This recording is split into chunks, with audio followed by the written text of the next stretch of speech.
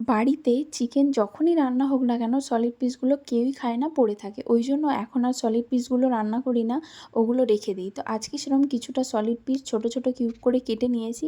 তার মধ্যে দিয়ে দিচ্ছি পরিমাণ মতো লবণ, গোলমরিচের গুঁড়ো আর 1 চামচ মতো ভিনিগার দিয়ে চিকেনটাকে ভালো করে ম্যারিনেট করে 1 ঘন্টা মতো ফ্রিজে রাখবো। এবার ফ্রাইং প্যানে বেশ কিছুটা বাটার দিয়ে বাটারটা মেল্ট হয়ে গেলে ম্যারিনেট করা চিকেনগুলো দিয়ে 5 মিনিট করে 2 পিঠ 10 মিনিট হাই ফ্লেমে ভেজে তুলে নিয়েছি। আবারও কিছুটা বাটার দিয়ে বাটারটা মেল্ট হয়ে গেলে দিয়ে দিচ্ছি 2 চামচ মতো রসুন কুচি, 1/2 চামচ চিলি ফ্লেক্স। রসুনটা একটু ভাজা ভাজা মতো করে নিয়ে দিয়ে দেবো টমেটো সস, সয়া সস আর দিয়ে দিচ্ছি 1 চামচ মধু।